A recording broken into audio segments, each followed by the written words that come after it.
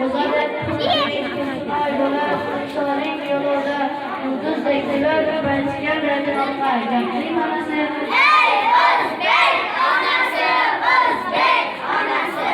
Arsanek kuvasarsın hak kuvasayını fakat Boravradık yaşadık yağın değil. Fatihler Özbek anası Özbek anası, Özbek anası. Gelecek yol çok kayıtlıdır. Cennet hak Allah'ta kayıtlıdır. Vatan yurtsuz durgan joyimizdedir. Fatihler çok Gapling anası. Ey Özbek anası, Özbek anası. Yeterli